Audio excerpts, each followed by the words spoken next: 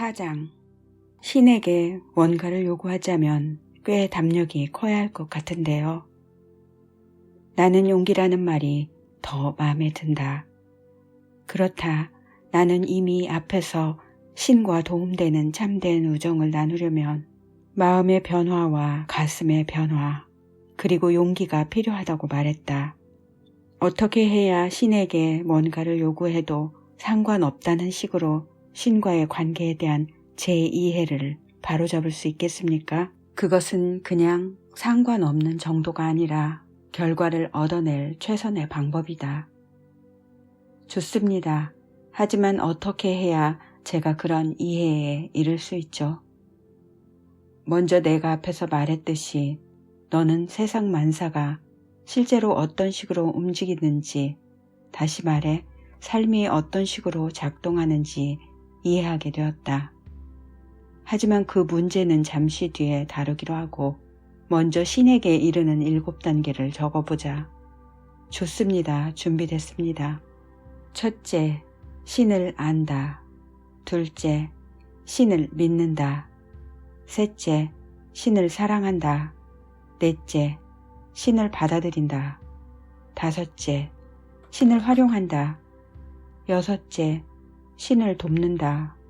일곱째, 신에게 감사한다. 너는 이 7단계를 써서 너가 원하는 누구라도 친구로 삼을 수 있다.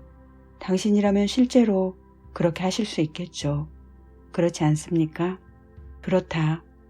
그리고 너희도 대부분 의식하지는 못하지만 이 단계들을 실제로 활용하고 있다.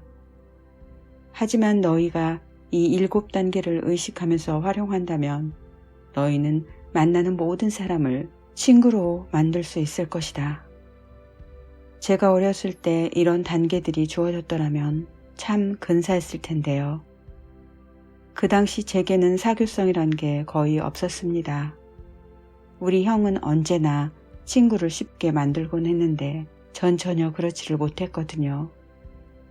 그래서 저는 형 친구들을 제 친구로 삼으려고 했었죠.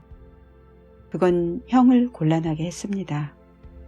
왜냐하면 형이 가는 곳이면 나도 어디나 따라가고 싶어 했고, 형이 하는 일이라면 나도 뭐든 따라하고 싶어 했으니까요.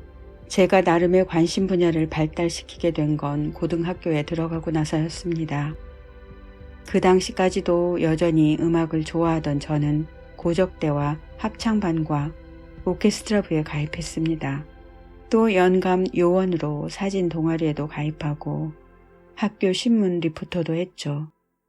그리고 연극 동아리와 체스 동아리에서도 활동했는데 그 중에서도 가장 두드러진 활약상을 보였던 게 아마 토론 동아리였을 겁니다. 제가 토론 동아리 우승권자였다는 사실도 덧붙이고 싶군요. 그리고 고등학교는 제 방송 경력이 시작된 시기이기도 합니다. 지역의 한 라디오 방송국이 고등학교 운동경기 소식을 전하는 밤 시간대 프로그램에 학생들을 아나운서를 쓰기로 했는데 그 당시 저는 이미 우리 학교의 모든 풋볼 시합과 농구 시합을 중계하는 아나운서로 공인받다시피 하고 있던 터라 제가 학교 대표로 뽑힌 건 당연한 일이었죠. 그게 저의 라디오 첫 출연이었고 35년 방송 경력의 시작이었습니다. 그런데 제가 하고 다닌 그 온갖 것들을 가지고도 저는 친구를 별로 사귀지 못했습니다. 돌이켜보면 제 에고가 갈수록 커져갔던 게 아마 가장 큰 문제였을 겁니다.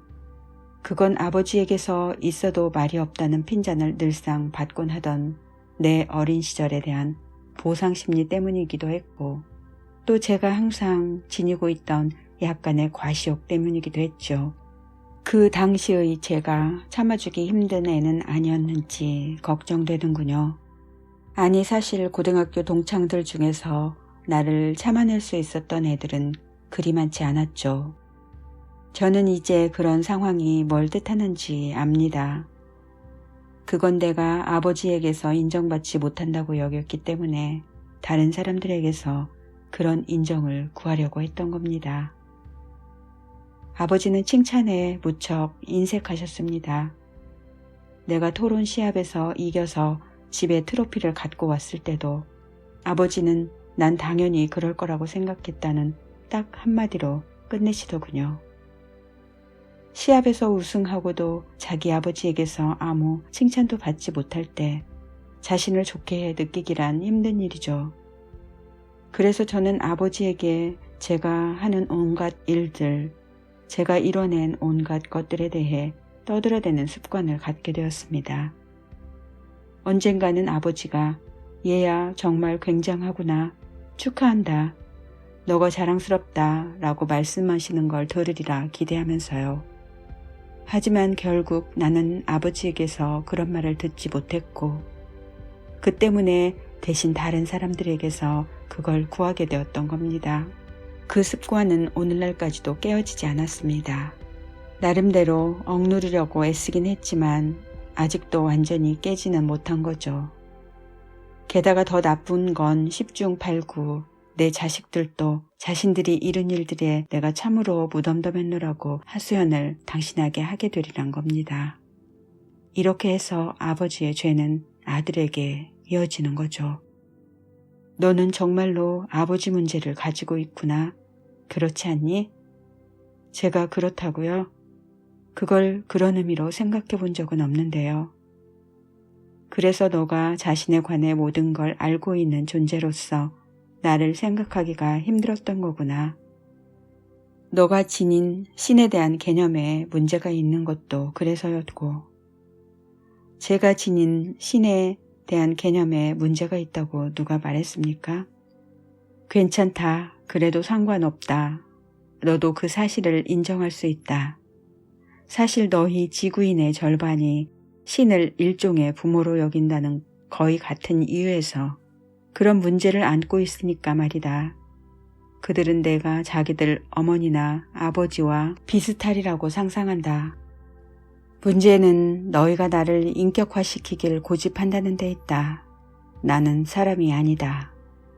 그건 저도 압니다. 아마 대부분의 사람들이 알고 있을걸요. 하지만 이따금은 당신을 사람으로 생각하는 게 우리에게 도움이 되죠. 당신과 더 잘 관계할 수 있으니까요.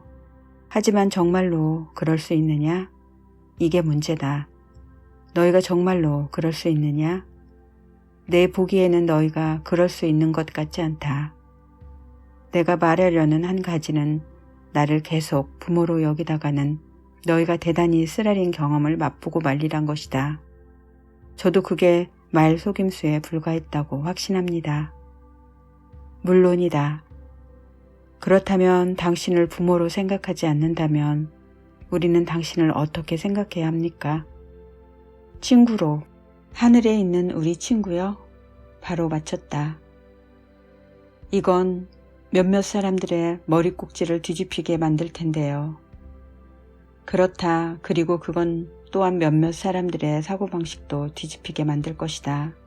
하지만 우리가 진짜로 당신을 부모가 아닌 친구로 여길 수 있다면 그건 사람들더러 마침내 당신과 참된 관계를 맺게 해줄 겁니다. 너의 말은 그들이 언젠가는 자기네 친구와 연인들만이 아는 사실을 내가 알고 있더라도 부담을 갖지 않으리란 뜻이냐? 네, 그렇다면 너는 뭐라고 말할 참이냐? 너는 신과의 우정을 원하느냐? 전 이미 나누고 있는 것 같은데요. 너는 나누고 있었고 나누고 있다. 하지만 너는 그런 식으로 행동하지 않았다. 너는 내가 너의 부모인 듯이 행동해왔다. 좋습니다. 이제 전 거기에서 벗어날 준비가 되었습니다. 전 당신과 도움되는 완벽한 우정을 나눌 준비가 되었습니다. 아주 좋다. 그래서 여기에 그렇게 할 수 있는 방법이 있다. 인류 전체가 신과 우정을 나눌 수 있는 방법이. 첫째로 너희는 나를 알아야 한다. 전 당신을 안다고 생각하는데요. 어쩌다 가끔씩만 너는 아직 나를 잘 모른다. 우리는 지금까지 좋은 대화를 나눠왔다. 하지만 마침내 그 이상을 받아들여야 할 때가 왔다. 멋지군요. 그럼 어떻게 해야 제가 당신을 더 잘 알 수 있나요? 기꺼움. 기꺼움? 너희는 진실된 기꺼움을 가져야 한다. 너희는 너희가 나를 찾아내리라 기대하는 자리에서만이 아니라 나를 찾아내는 그 자리에서도 기꺼이 나를 보고자 해야 한다. 너희는 나를 찾아내는 그 자리에서 나를 보아야 한다. 그리고 나를 보는 그 자리에서 나를 찾아내야 한다. 무슨 말씀인지 이해가 안 되는군요. 많은 사람들이 나를 보긴 하지만 나를 찾아내지는 못한다. 그건 왈도찾기 게임의 우주편 같은 것이다. 그들은 눈앞에서 나를 보면서도 나를 찾아내지는 못한다. 하지만 우리가 당신을 알아본다고 자신할 수 있으려면 어떻게 해야 합니까? 너가 거기서 쓴 그 말은 멋진 말이다. 알아보는 건 다시 아는 것이다. 다시 말해 다시 인식하는 것이다. 너희는 나를 다시 알아야 한다. 어떻게 해야 우리가 그럴 수 있습니까? 먼저 너희는 내가 존재한다는 걸 믿어야 한다. 신을 아는 도구란 면에서 보면 기꺼움보다는 믿음이 먼저다. 너희는 우선 알아야 할 신이 존재한다는 걸 믿어야 한다. 대다수 사람들이 신을 믿죠. 최근의 국제 통계 자료들을 보더라도 실제로 신에 대한 믿음이 더 늘어난 걸 알 수 있고요. 그래, 너희 대다수가 나를 믿는다고 하니 행복하구나. 그러니 문제를 만들어내는 건 나를 믿는다는 사실이 아니라 나를 어떤 식으로 믿는가다. 그 중 하나가 나는 너희가 나를 알게 되는 걸 원치 않는다는 너희의 믿음이다. 심지어 너희 중 일부는 감히 내 이름을 입 밖에 내서도 안 된다고 믿는다. 신이라는 말을 쓰면 안 되고 존경하는 마음으로 신을 표기해야 한다고 느끼는 사람들도 있다. 또 다른 일부는 내 이름을 말하는 건 괜찮지만 그것이 정확한 내 이름이어야지 만일 부정확한 이름이면 불경을 범하는 것이라고 주장한다. 하지만 너희가 나를 여호와라고 부르든 야훼나 신 혹은 찰리라고 부르든 나는 변함없이 나인 자이고 나인 존재이며 나인 곳이다. 그리고 맹세하지만 내 이름은 잘못 알았다고 해서 내가 너희를 사랑하는 걸 그만두는 일은 없을 것이다. 그러니 이제 너희는 나를 어떻게 부를지를 놓고 싸우는 걸 그만둬도 된다. 그건 딱한 일이죠. 그쵸? 그건 판단이 스며있는 너의 말이다. 나는 그냥 현실이 그러함을 관찰하고 있을 뿐이다. 내 이름을 놓고 다투지 않는 많은 종교들조차 신에 관해 너무 많이 알려는 건 현명하지 못하고 신이 실제로 너희한테 말을 걸었다는 이야기 같은 건 이단이라고 가르치고 있다. 그러니 신의 존재를 믿는 것도 필요하지만 그 믿음의 내용 역시 중요하다. 기꺼움이 끼어드는 자리가 여기다. 나를 알려면 너희는 신을 믿어야 할 뿐 아니라 나를 기꺼이 진실로 알고자 해야 한다. 너희가 안다고 여기는 나를 아는 것만이 아니라 만일 나에 대한 너희의 믿음이 도리어 내 본 모습을 알 수 없게 만든다면 도대체 믿음이라는 게 무슨 쓸모가 있겠느냐? 너희는 있는 그대로의 내 모습이 아니라 너희가 안다고 여기는 나를 계속 알게 될 뿐이다. 따라서 너희가 전혀 상상하지 않았던 모습으로 나를 알려면 너희는 자신이 이미 알고 있다고 여기는 신의 모습을 기꺼이 유보할 수 있어야 한다. 여기서의 열쇠는 이것이다. 왜냐하면 너희는 실제와 전혀 다른 신에 대한 많은 허상들을 갖고 있기 때문이다. 어떻게 해야 제가 기꺼움의 그 자리에 이를 수 있습니까? 너는 이미 거기에 있다. 그렇지 않았더라면 너가 이 책에 시간을 들이지는 않았을 것이다. 이제 이 경험 위에서 넓혀가라. 나에 대한 새로운 발상과 새로운 가능성들의 마음을 열어라. 생각해보라.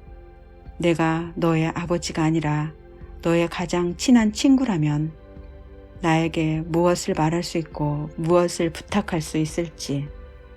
신을 알기 위해서는 준비되고 기꺼이 하려 하며 할 수 있어야 한다. 신을 믿는 건 시작이다. 특정 종류의 고귀한 힘, 특정 종류의 신성을 믿는 건 너희로 하여금 준비되게 만들어준다. 다음으로 신에 관한 새로운 생각들, 이전에는 한 번도 해보지 않았던 생각들, 하늘에 있는 우리 친구처럼 너희를 약간 뒤흔들기까지 하는 생각들에 마음을 연다는 건 너희가 기꺼이 하려함을 나타낸다.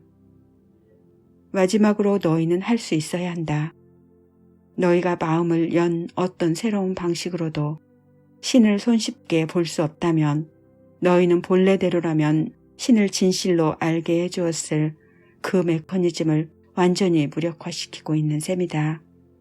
너희는 조건 없이 너희를 사랑하고 껴안는 신을 껴안을 수 있어야 한다. 너희는 아무것도 묻지 않고 너희가 왕국 속으로 들어오는 걸 환영하는 신이 너희 삶 속으로 들어오는 걸 환영할 수 있어야 한다. 너희는 너희를 벌하지 않을 신을 인정하는 대신 자신을 벌하는 짓을 그만둘 수 있어야 한다. 그리고 너희는 너희에게 말하는 걸 멈춘 적이 없는 신과 이야기를 나눌 수 있어야 한다. 이 모두가 과격한 발상들이다. 사실 교회는 이런 발상들을 이단이라 부른다. 그래서 역설 중에서도 최고의 역설은 신을 알려면 너희가 교회의 가르침들 중 적어도 일부를 포기해야 하리란 건 말할 것도 없고 교회 자체를 포기해야 할지도 모른다는 것이다. 교회는 너희로서는 알 수 없다고 들었던 신, 너희라면 친구 삼지 않았을 신을 가르치기 때문이다. 누가 자신이 저지른 나쁜 짓들마다 단죄할 사람을 친구로 갖겠는가? 게다가 어떤 친구가 단지 자신을 잘못된 이름으로 불렀다는 것만으로 그것을 나쁜 짓으로 여기겠는가? 신과 나눈 이야기에서도 당신은 내가 예전에 알던 당신과 상충되는 많은 측면들을 이야기하셨더랬죠. 나는 너가 신을 믿는다는 걸 안다. 그렇지 않았더라면 너는 신과의 대화를 시작하지도 못했을 것이다. 그러니 너는 나와 우정을 나눌 준비가 되어 있었다. 그런데 너는 기꺼이 하려 하였는가? 나는 너가 그랬다는 것도 안다. 기꺼이 그렇게 하려면 엄청난 용기가 필요한데 너는 정통이 아닌 다른 관점을 탐구했을 뿐 아니라 그것도 드러내놓고 그렇게 함으로써 그런 용기를 과시했다. 그 때문에 너의 대화는 너가 이런 탐구에 뛰어들게 해주었을 뿐 아니라 다른 몇백만의 사람들이 그 과정을 너와 함께 할 수 있게 해주었다. 그들은 세계 전역에서 열심히 읽힌 세 권의 너의 책들을 통해 간접 경험으로 그렇게 했다. 이것은 이제 일반인들도 기꺼이 하려함을 보여주는 확실한 표식이다. 그렇다면 이제 너는 나를 알 수 있고 그럼으로써 그냥 신과 대화하는 것이 아니라 신과 우정을 나눌 수 있겠느냐? 그럼요. 전 당신에 대한 내 예전 믿음들을 신과 나눈 이야기에서 주어진 당신에 관한 새로운 발상들로 바꾸는데 아무 문제가 없었으니까요. 사실 솔직하게 말하면 그런 발상들 대부분이 제가 이미 지니고 있던 것들이었습니다. 이런 의미에서 보면 신라의 3부작은 계시라기보다는 확인이었죠. 지난 5년 동안 제가 받았던 편지들을 보면 다른 사람들도 그런 식이었음을 알 수 있습니다. 그 면에서 보면 그 책들이 어떻게 쓰여지게 되었는지 여기서 이야기하고 넘어가는 게 좋을 것 같군요. 신과 나눈 이야기 대화록은 처음부터 출판할 생각으로 적힌 게 아닙니다. 제가 지금 적고 있는 이 글과는 달리요. 그 대화록을 시작할 때만 해도 그게 언젠가 인쇄될 수 있다는 생각 같은 건 전혀 하지 않았습니다. 또 그것을 대단히 사사로운 일로 인식하고 있던 나로서는 다른 사람의 의견을 슬쩍 떠보거나 할 필요도 없었고요. 그 과정이 시작된 건 제가 주기적인 우울증에 또 한 번 빠져들기 시작하던 1992년 2월의 어느 날 밤이었습니다. 그 당시 내 인생은 제대로 굴러가는 게 아무것도 없었죠. 나에게 중요했던 사람과의 관계는 결단이 났고 직장 생활은 막다른 골목에 이르렀으며 건강까지도 나빠지고 있었습니다. 그때까지는 그런 일이 일어난다 해도 한두 가지에만 국한되어 있었습니다. 그런데 이번에는 그 모든 게 한꺼번에 벌어진 겁니다.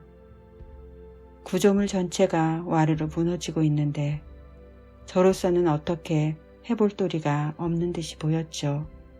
물론 제가 100년 해로할 관계라고 여기던 것이 제 눈앞에서 해체되는 걸 무기력하게 지켜보고 있어야 했던 게 그때가 처음은 아니었죠. 아니, 두 번째도 세 번째도 또 네 번째조차도 아니었습니다. 나는 관계를 유지하지 못하는 내 무능력에 분통이 터졌고 관계 유지에 필요한 게 뭔지를 내가 전혀 모르는 게 너무나 분명하다는 사실과 내가 시도한 어떤 방법도 들어먹히지 않는다는 사실에도 무척 화가 났습니다. 결국 나는 삶이라는 게임을 즐길 장비가 내게 주어지지 않았을 뿐이라고 느끼게 되었고 그러자 더 화가 치밀어 오르더군요. 내 직장 생활도 전혀 잘 되어가고 있지 않았습니다. 사태가 갈수록 악화되어 방송과 저널리즘 쪽에서 떠돌던 내 30년 넘는 세월이 눈물 나도록 초라한 수학밖에 기대할 수 없는 형편이었던 겁니다. 나이 49이 되고서도 그 반세기 동안에 내세울 만한 거라곤 눈꼽만치도 이룬 게 없는 그런 사람이 저였습니다. 이런 상황이니 내 건강이 하얀 곡선을 그리기 시작한 것도 당연한 일이었죠. 저는 그 당시 몇 년 전에 당했던 교통사고 후유증에 시달리고 있었습니다. 목이 부러지는 심한 사고여서 그때까지도 완전히 회복하지 못하고 있었던 거죠.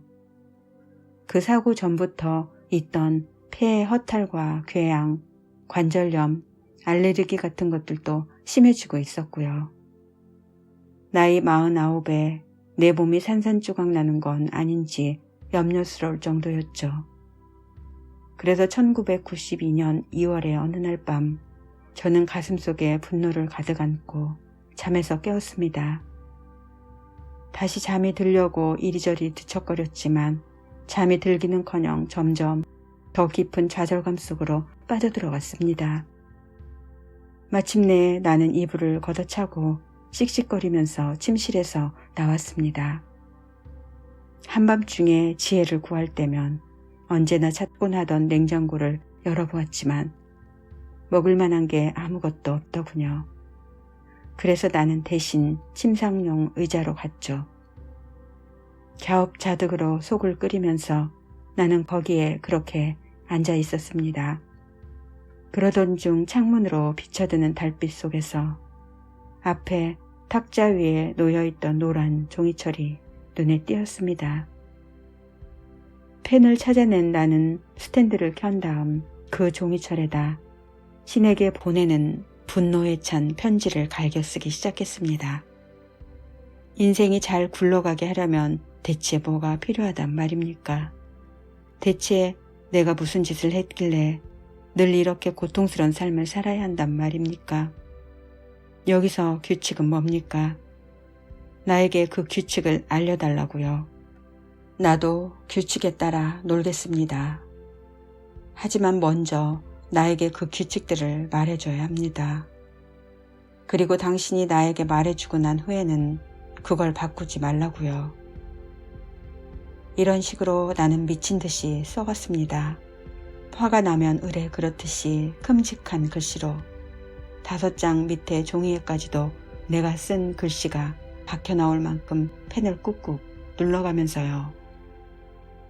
마침내 분노도 좌절도 유사 히스테리도 사라지고 나는 자신이 텅 비는 걸 느낄 수 있었습니다. 이걸 친구에게 말해줘야겠다고 생각하던 기억이 납니다. 따지고 보면 한밤중에 노란 종이철은 아주 좋은 심리치료법일 수도 있어 라면서요. 나는 펜을 내려놓으려고 팔을 뻗었습니다.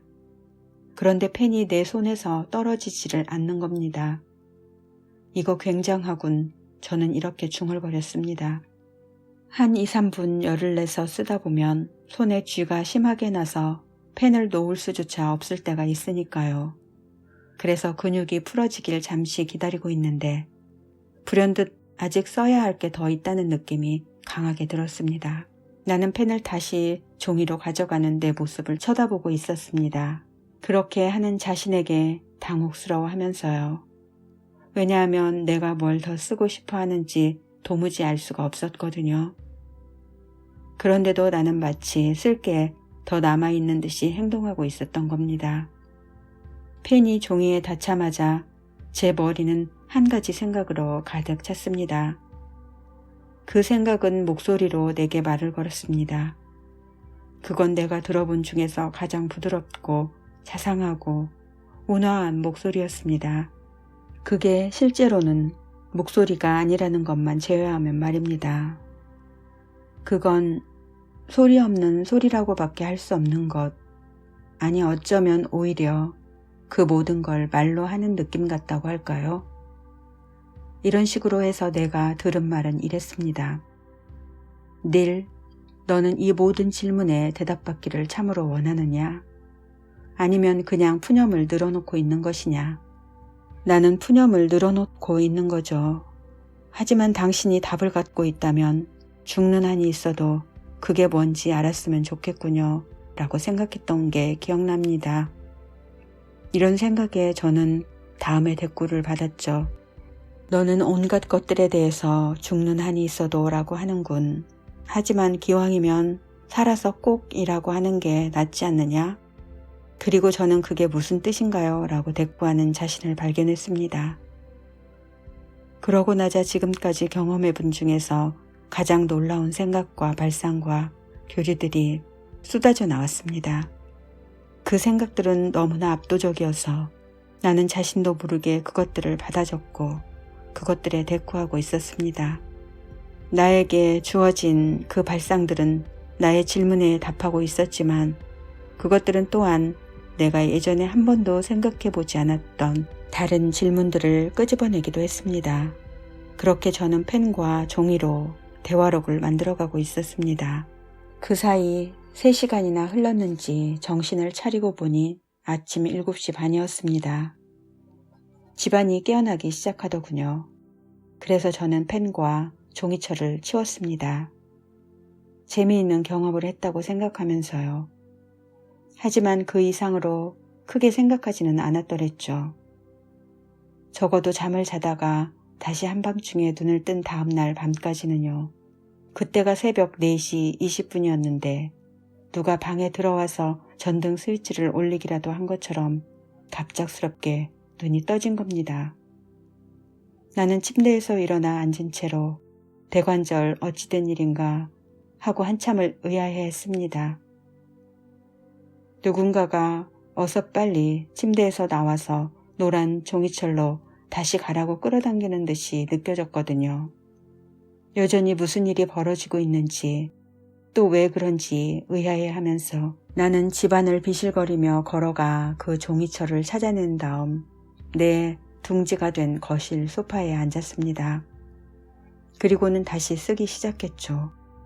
전날 밤 중단했던 바로 그 지점에서 다시 묻고 답을 받으면서요. 저한테는 지금까지도 어떻게 해서 내가 그 모든 걸 받아 적기 시작하고 또 쓴 글들을 보관하게 됐는지가 수수께끼로 남아있습니다. 아마 일지나 소형 일기장 정도로 치고 보관해둘 생각이 아니었나 싶습니다. 그것이 도쿄에서 토론토, 샌프란시스코에서 상파울로에 이르기까지 읽히게 되리란 건 물론이고 언젠가 출판되리란 생각조차 없이 말입니다. 대화를 이어가는 중에 그 목소리가 이건 언젠가 책으로 출판될 것이라고 했던 건 사실입니다. 하지만 전 혼자 생각했습니다. 이봐, 한밤중에 일어나 두서없이 극적거린 글을 출판업자에게 보내는 사람들은 너 말고도 많아. 그럼 그 출판업자가 물론이요. 우린 이걸 당장에 출판하겠소 라고 말할 줄 알아?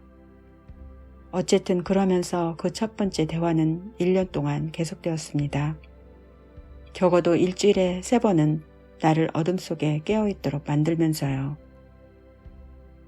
내가 자주 받았던 질문 중 하나가 내가 이야기를 나누는 존재가 신이란 걸 알게 된 게 언제냐는 것이었습니다.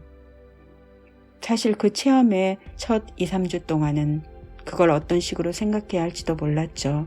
처음에는 내가 그냥 나 자신에게 말하는 거란 생각이 들더군요. 그러다가 어느 지점에서는 나의 질문에 답하는 그것이 예전에 들은 적이 있는 소위 나의 참 나가 아닐까란 생각도 해봤습니다. 하지만 마침내 나는 섣부른 자기 판단과 비웃음을 받으리라는 두려움을 놓아버리고 보여지는 그대로 신과 이야기를 나누고 있다고 결론을 내릴 수밖에 없게 되었습니다. 이런 엄청난 단원이 나온 건 결국 나중에 가서 책으로 출판된 그 원고의 반 정도를 썼을 때였습니다. 당시 나는 신에게 이르려면 어느 쪽 길이 옳은가라는 문제를 파고들던 중이었습니다. 과연 착해져야만 천국에 갈 수 있는지 아니면 신에게 벌받지 않고서 우리 하고 싶은 대로 자유롭게 행동하기로 되어 있는 건지 알고 싶었던 겁니다. 너희가 참으로 신을 알고자 한다면 정신에서 벗어나야 한다고 말했다.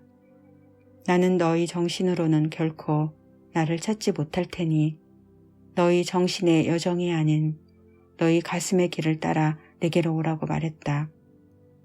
달리 말하면 너희가 나에 대해 너무 많이 생각하면 너희는 나를 진실되게 알 수 없다. 왜냐하면 너희 생각에는 신에 대한 너희의 이전 관념들밖에 들어있지 않기 때문이다. 하지만 내 실체는 너희의 이전 관념들이 아니라 너희의 현재 체험에서만 찾아질 것이다. 그걸 이런 식으로 생각해봐라. 너희 정신은 과거를 붙들고 있고 너희 몸은 현재를 붙들고 있으며 너희 영혼은 미래를 붙들고 있다고. 또 다른 식으로 표현하면 정신은 분석하고 기억하는 반면 몸은 체험하고 느끼며 영혼은 관찰하고 안다. 따라서 너희가 기억하는 신에 접근하고 싶다면 너희 정신을 돌아보면 되고 너희가 느끼는 신에 접근하고 싶다면 너희 몸을 돌아보면 되고 너희가 아는 신에 접근하고 싶다면 너희 영혼을 돌아보면 된다. 헷갈리는군요. 전 감정이 영혼의 언어라고 생각했는데요. 그건 사실이다. 하지만 너희 영혼은 몸을 통해 이야기하기에 지금 그 자리에서의 너희 진실을 체험하게 해주는 건 너희 몸이다. 만일 어떤 주제를 놓고 자신의 진실을 알고 싶다면 너희 감정을 돌아보면 된다. 그리고 이렇게 하는 가장 빠른 길은 너희 몸으로 확인해 보는 것이다. 아, 그래요? 전 그렇게 하는 걸 배꼽 테스트라 부르죠. 예로부터 배꼽은 알고 있다는 말이 있죠. 그건 사실이다. 실제로 너의 배는 대단히 뛰어난 지표를 제공한다. 그러니 너의 영혼이 알고 있는 미래에 접촉하고 싶다면 너의 몸에 귀를 기울여라. 너의 몸이 지금 이 순간 너에게 말하는 바에 귀를 기울여라. 너의 영혼은 모든 것을 과거와 현재는 물론이고 미래까지도 알고 있다. 영혼은 자신이 누군지, 자신이 누가 되고자 하는지 안다. 또 영혼은 너에게 가장 가까운 내 부분이니 나를 잘 안다. 전 그 말이 마음에 듭니다. 영혼은 너희에게 가장 가까운 신의 부분이다. 멋진 표현이군요. 그건 실제로도 그렇다. 그러니 나를 알기 위해 너희가 해야 할 일은 자신의 영혼을 진실되게 아는 것뿐이다. 신과 우정을 나누기 위해 내가 실제로 해야 할 일은 나 자신과 우정을 나누는 것뿐이란 말씀이군요. 정확하다. 그건 정말 간단해 보이는군요. 너무 훌륭해서 사실이 아닐 것 같은 정도로요. 그건 사실이다. 나를 믿어라. 하지만 그건 간단하지 않다. 자신과 우정을 나누는 건 말할 것도 없고 자신을 아는 게 그렇게 간단했다면 너희는 벌써 오래전에 그렇게 했을 것이다. 당신이 절 도와주실 거죠? 그게 우리가 여기서 하고 있는 일이다. 나는 너를 다시 너 자신에게로 이끌 것이고 그리하여 다시 나에게로 이끌 것이다. 그리고 언젠가는 너도 남들을 위해 이렇게 할 것이다. 너는 사람들이 자신으로 되돌아가게 할 것이고 나에게로 되돌아오게 할 것이다. 너희가 자신을 찾아낼 때 너희는 나를 찾아낼 것이기 때문이다. 나는 언제나 거기에 있었고 앞으로도 항상 거기에 있을 것이다. 어떻게 해야 저 자신과 우정을 나눌 수 있습니까? 자신이 진실로 누군지 알고 자기 아닌 것에 대해 명확해지는 것으로. 저는 자신과 우정을 나눠왔다고 생각하는데요. 저는 나 자신을 정말 좋아해요. 좀 너무 과할 정도로요. 말씀드렸지만 내가 살아오면서 성격상의 문제가 있었다면 그건 나의 에고였습니다. 강한 에고는 자신을 좋아하는 표식이 아니다. 오히려 정반대다. 누구라도 심하게 자랑하고 과시하는 사람을 보면 저 사람은 자신의 어떤 측면이 그토록 싫어서 남들이 자기를 좋아하게 만드는 것으로 그 보상을 받으려는 걸까? 라는 의문을 갖기 마련이다. 그건 상처받을 이야기군요. 고통스러운 관찰일수록 거의 언제나 진실된 관찰이기 마련이다. 나의 아들아, 너의 고통은 갈수록 커지고 있다. 그건 잘된 일이다. 그러니까 당신 말씀은 내가 실제로는 나 자신을 그다지 좋아하지 않고 그런 자기애의 부족을 남들의 사랑으로 대신함으로써 보상받으려 한다는 건가요? 그걸 알 수 있는 건 자신뿐이다. 하지만 너는 너의 입으로 자신에게 에고 문제가 있다고 말했다. 내가 관찰하는 바로는 참된 자기애는 에고를 사라지게 하지 에고를 더 키우지 않는다. 다른 식으로 말하면 참된 자신에 대한 이해가 커질수록 에고는 작아진다. 그러니 참된 자신을 완전히 알면 에고는 완전히 없어진다. 하지만 에고란 자기 의식이 아닌가요? 아니다. 너의 에고는 너가 생각하는 자신이다. 그것은 참된 자신과 전혀 관계가 없다. 이건 에고를 가져도 상관없다고 하시던 전의 가르침과 모순되는 것 아닙니까? 에고를 갖는 건 괜찮다.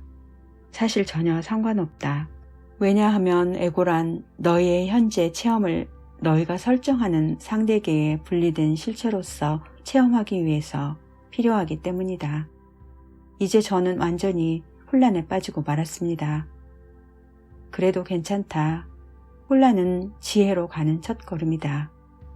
오히려 자신이 모든 대답을 다 갖고 있다고 생각하는 게 어리석은 쪽이다. 여기서 절 좀 도와주시면 안 될까요?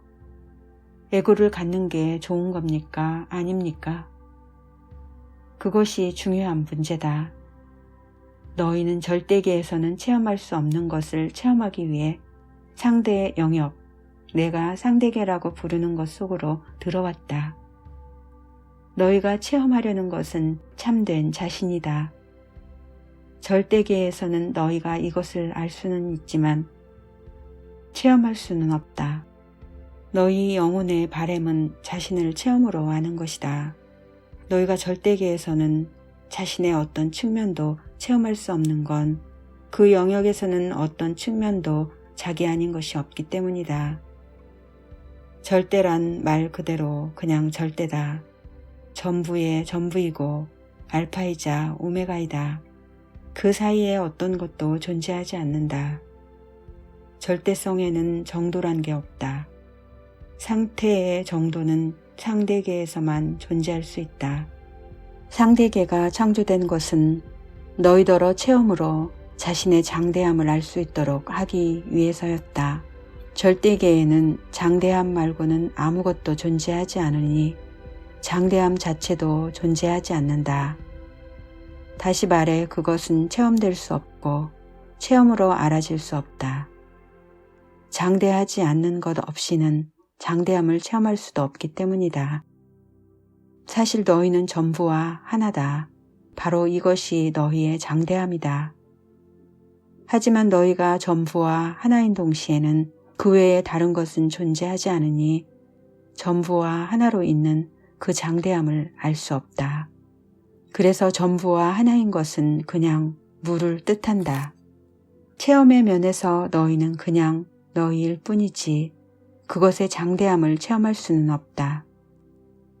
너희가 전부와 하나로 있는 그 장대함을 체험할 유일한 방법은 전부와 하나이지 않을 수 있는 어떤 상태나 조건이 있게 하는 것뿐이다. 하지만 궁극의 실체인 절대계에서는 모든 것이 하나이기에 어떤 것이 전부와 하나이지 않기는 불가능하다.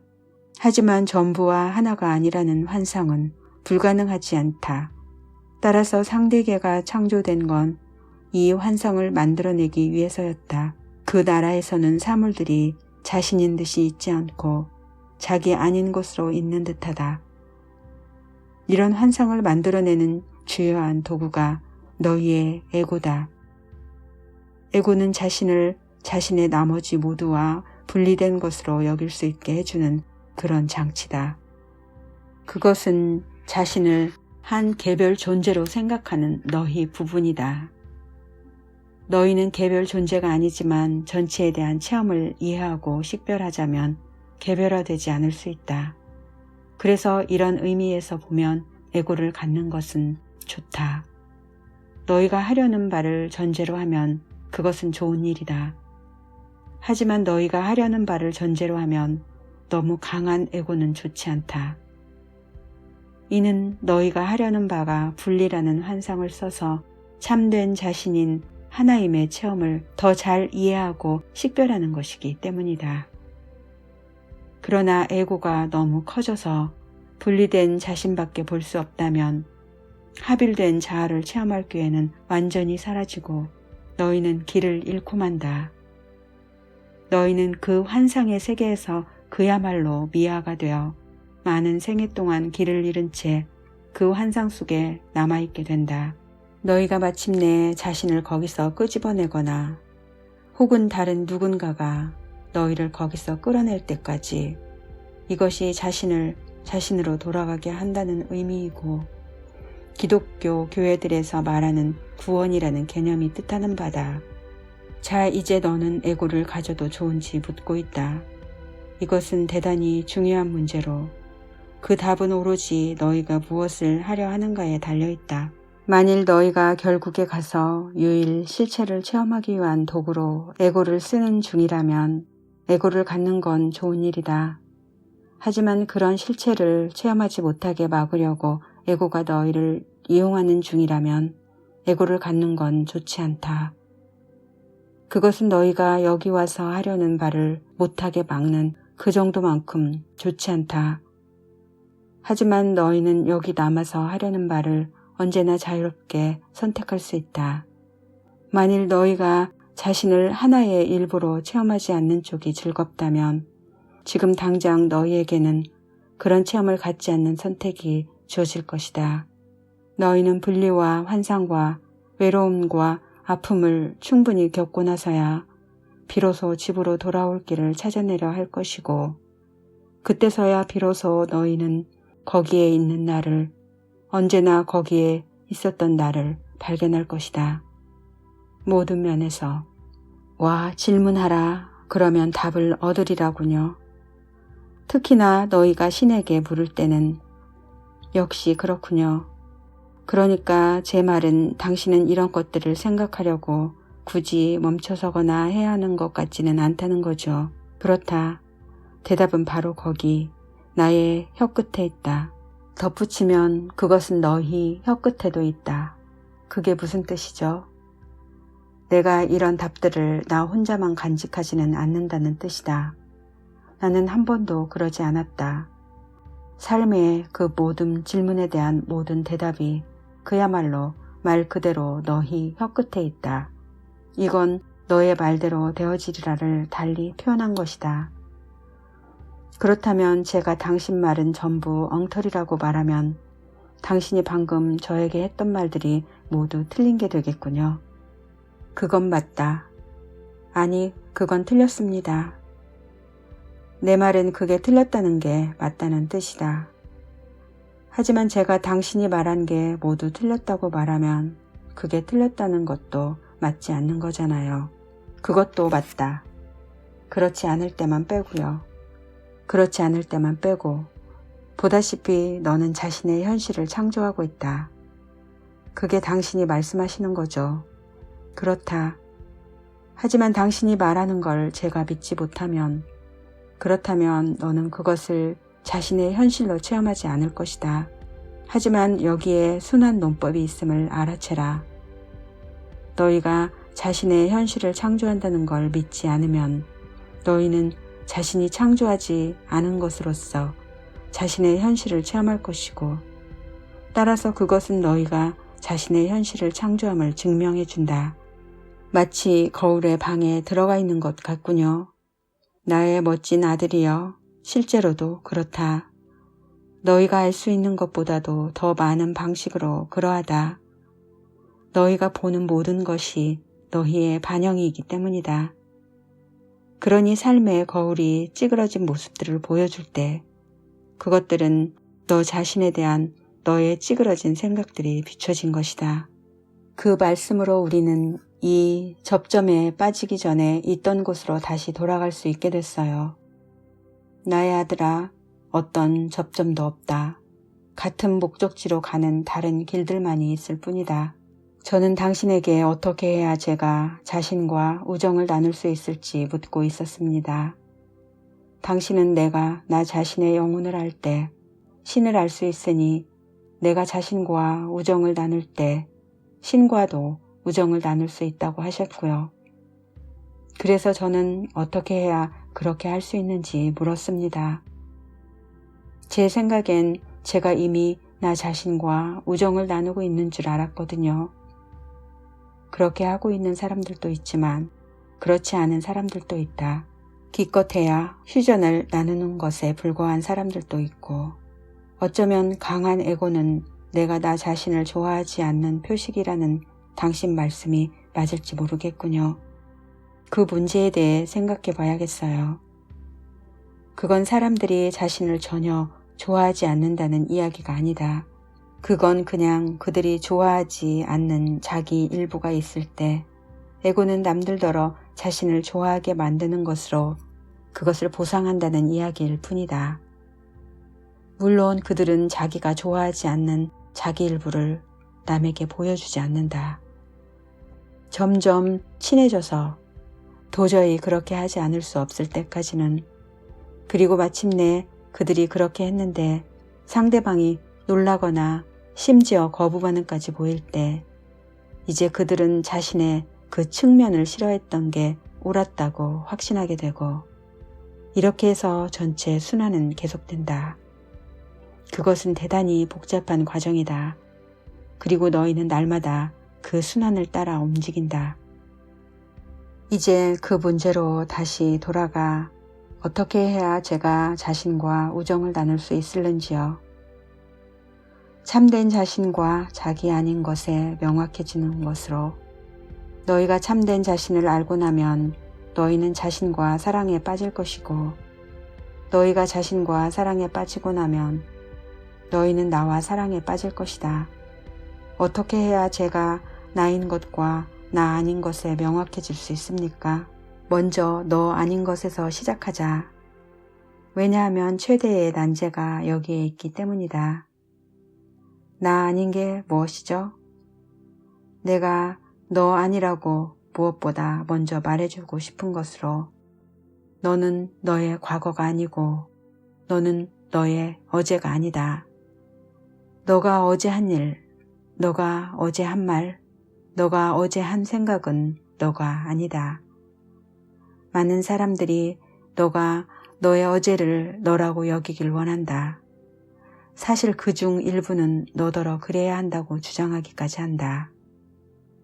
그들이 이렇게 하는 건 계속해서 그런 식으로 드러나는 너의 모습이 그들이 많은 투자를 하고 있기 때문이다.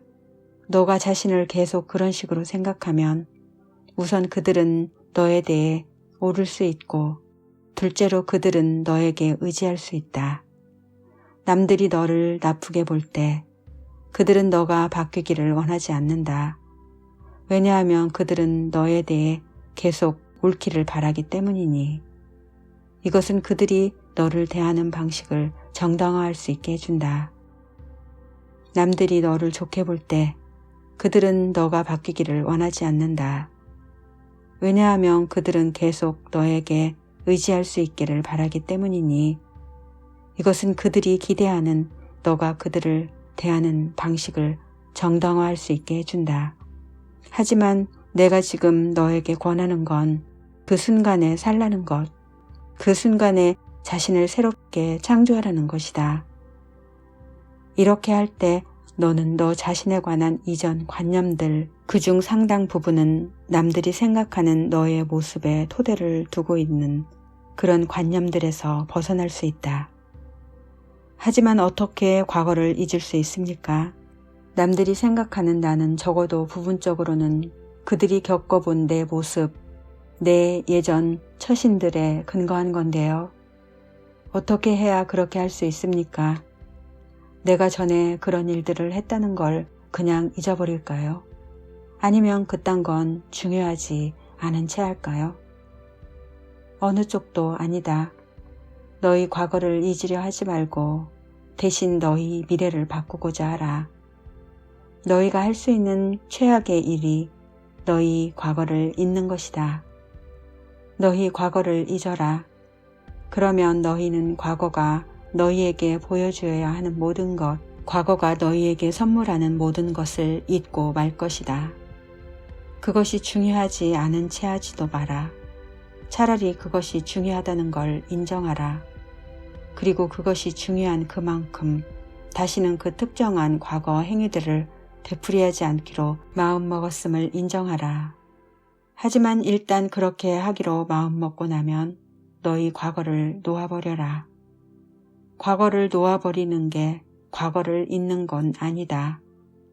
과거를 놓아버리는 건 그 집착을 그만둔다는 뜻이고, 과거 없이는 빠져 죽기라도 할 것처럼 그것에 매달리길 끝낸다는 것이다. 너희는 과거 때문에 빠져 죽어가고 있다. 너희 과거를 이용해서 자기 상들 속에 떠있길 그만둬라. 그 낡은 통나무를 놓아버리고 낯선 해변으로 헤엄쳐가라. 아무리 멋진 과거를 가졌어도 그 과거가 자신이기라도 한 듯 거기에 매달려서는 이로울 게 없다. 소위 자신의 월계관에 안주한다는 게 이런 것이니 성장을 가로막는 데 있어 이보다 더 잽싼 건 없다. 그러니 너의 월계관에 안주하지도 말고 너의 실패에 머물지도 마라. 그보다는 다시 출발하라. 지금이라도 황금 순간들마다 다시 시작하라. 하지만 어떻게 이미 습관이 되고만 행동이나 깊이 새겨진 성격을 바꿀 수 있습니까? 이게 나인가라는 간단한 질문 하나를 묻는 것으로 너희가 앞으로 자신에게 던질 가장 중요한 물음이 이것이다. 너희는 너희 삶의 온갖 결정들, 어떤 옷을 입을지에서 무슨 직업을 택할지까지, 또 누구와 결혼할지에서 과연 결혼을 해야 하는지까지의 그 모든 결정들을 내리기 전과 후에 이 물음을 자신에게 던져서 도움을 받을 수 있다. 자신이 그만두고 싶다고 말하는 행동들 속에 너희가 잡혀 있을 때 던질 핵심 물음이 이 물음인 건 두말할 것도 없고, 그러면 이 물음이 오래된 성격이나 처신을 바꿔줄까요? 일단 그렇게 해봐라. 알았습니다. 그렇게 하죠. 잘 생각했다. 그럼 내가 나 아닌 것을 정하고 내 과거가 나라는 관념에서 벗어나고 나면 나인 것은 어떻게 발견합니까? 그것은 발견의 과정이 아니라 창조의 과정이다. 너희는 자신인 것을 발견할 수 없다. 자신인 것을 정할 때는 기준 0에서 출발해야 하거늘 너희는 자신의 발견의 근거에서가 아니라 자신의 선호의 근거에서 자신인 것을 정하고 있다. 그러니 너희가 생각하는 자신이 되지 말고 너희가 원하는 자신이 되어라. 그건 큰 차이죠. 그건 너희 삶에서 가장 큰 차이다. 지금까지 너는 자신이 생각하는 자신이 되어왔다. 이제부터는 너 자신을 너의 가장 고귀한 바람의 산물이 되게 하라. 제가 정말로 그렇게 많이 바뀔 수 있을까요? 물론 너는 그렇게 바뀔 수 있다. 하지만 잊지 마라. 이것은 바뀌기 때문에 갑자기 받아들여지게 된다는 이야기가 아니다. 너희는 지금 이 순간에도 신이 보시기에 충분히 받아들일 만하다. 너희는 그냥 자신이 바뀌길 선택하기 때문에 바뀌고 있을 것이다. 너는 자신에 대한 새로운 해석을 선택하고 있다. 내가 지금껏 자신에 대해 가졌던 가장 위대한 전망의 가장 숭고한 해석 말이군요. 바로 그거다. 그런데 이게 나인가 같은 간단한 물음으로 과연 제가 그런 경지에 이를까요? 그럴 것이다. 그렇지 않은 경우를 뺀다면 말이다. 그럼에도 그 물음은 진실로 대단히 강력한 도구여서 변화를 불러올 수 있다. 그 물음이 강력한 것은 현재 벌어지는 상황이 맥락을 갖도록 해주기 때문이다. 그것은 너희가 무슨 일을 하고 있는지 분명하게 해준다. 내가 보기에는 많은 사람들이 자신이 무슨 일을 하고 있는지 모르고 있는 것 같다. 그게 무슨 말씀입니까? 그들이 뭘 하고 있는데요? 그들은 자신을 창조하고 있다. 많은 사람들이 이 점을 이해하지 못한다. 그들은 현재 벌어지는 상황이 이런 거란 걸, 이런 게 자신들이 하고 있는 일이란 걸 모른다. 그들은 이것이 실제로는 모든 삶의 목적이란 걸 알지 못한다. 그들은 이 점을 모르기 때문에 결정 하나하나가 다 얼마나 중요하고 얼마나 강력한지 깨닫지 못한다. 너희가 내리는 온갖 결정들, 그 모든 결정들은 무엇을 할지에 대한 결정이 아니다. 그것은 자신이 누군지에 대한 결정이다. 너희가 이것을 알고 이해할 때 모든 것이 바뀔 것이다. 너희는 새로운 방식으로 삶을 볼 수 있다. 말하자면 그 모든 사건과 경우와 상황들이 너희가 여기 와서 하려던 일을 할 기회로 바꾸는 것이다. 우리는 사명을 띠고 여기에 온 거군요. 물론이다. 너무나 당연하게 그렇다. 참된 자신을 공표하고 선언하며 참된 자신이 되고 참된 자신을 표현하고 체험하고 실현하는 것이 너희 영혼의 목적이다. 그렇다면 참된 자신이란 게 무엇입니까? 너희가 자신이라고 말하는 것이면 모두 다. 너희가 사는 삶이 너희의 선언이니 너희는 너희가 내리는 선택들로 자신을 규정한다. 모든 행동이 다 자기 규정의 행동이다. 그러니 그렇다.